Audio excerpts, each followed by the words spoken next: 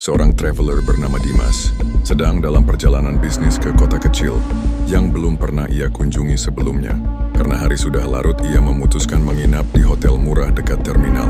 Hotel itu terlihat tua dan agak kumuh, tapi ia tidak peduli. Saat check-in, resepsionis memberinya kunci kamar 303. Saat ia menuju ke lantai 3, suasana hotel terasa tidak biasa. Koridornya panjang dan sempit, lampunya berkedip-kedip, dan udara di sana terasa lebih dingin daripada di lobi. Ketika masuk ke kamar, ia merasa sedikit lega.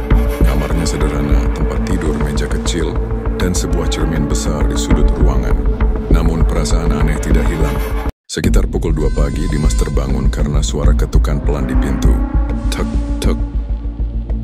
Setengah mengantuk, ia mengintip melalui lubang pintu. Tidak ada siapapun di luar.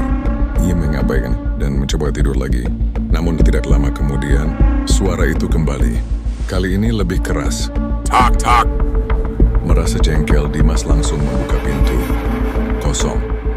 Koridor tetap sunyi, kecuali suara AC tua yang bergetar di ujung lorong. Saat ia menutup pintu, sesuatu membuatnya merinding. Di cermin besar di sudut kamar, ada bayangan hitam berdiri di belakangnya. Pada malam berikutnya, di malam kedua, Dimas mencoba mengabaikan kejadian itu. Tapi malam berikutnya, sesuatu yang lebih aneh terjadi. Pukul 3 pagi, telepon kamar berbunyi. Ia mengangkatnya. "Jangan keluar kamar," kata suara pelan di ujung telepon, lalu terputus. Ia mencoba menelepon resepsionis, tapi tidak ada nada sambung. Saat ia menaruh gagang telepon, pintu kamar mulai bergetar sendiri. Seolah-olah ada seseorang yang ingin masuk. Perlahan, gagang pintu berputar sendiri. Dimas bergegas menahan pintu. Detik itu juga, suara ketukan berubah menjadi hentakan keras. Ia bisa mendengar seseorang menggeram di luar. Pagi harinya, Dimas langsung turun ke lobi dan bertanya ke resepsionis tentang kejadian semalam. Wajah resepsionis yang tadinya ramah langsung pucat. "Tuan, kamar 303 sudah kosong selama 10 tahun. Terakhir yang menginap di sana tidak pernah keluar lagi." Dimas langsung meninggalkan hotel itu tanpa berpikir 2 kali. Dimas akhirnya meninggalkan hotel itu dengan terburu-buru. Ia tidak peduli lagi dengan barang-barangnya di kamar. Yang penting ia bisa pergi dari tempat itu secepat mungkin. Saat berjalan menuju lobi, suasana hotel terasa semakin ganjil. Mata para tamu yang ia lewati terlihat kosong, seperti tidak benar-benar melihatnya. Bahkan resepsionis yang tadi tampak ramah kini hanya terdiam, tatapannya lurus tanpa ekspresi.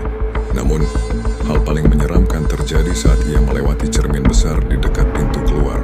Dimas berhenti. Ia menatap cermin itu dengan jantung berdegup kencang. Bayangannya tidak ada. Ia menoleh ke kanan, ke kiri, tapi refleksinya benar-benar menghilang. Detik itu juga, udara di sekelilingnya terasa semakin dingin. Sesuatu berbisik di telinganya, suara yang terdengar mirip dirinya sendiri. "Kau seharusnya tidak meninggalkan kamar itu." Dimas berlari keluar hotel tanpa berani menoleh lagi. Tapi sejak malam itu, kemanapun ia pergi, setiap kali ia berdiri di depan cermin, bayangannya tetap tidak pernah muncul.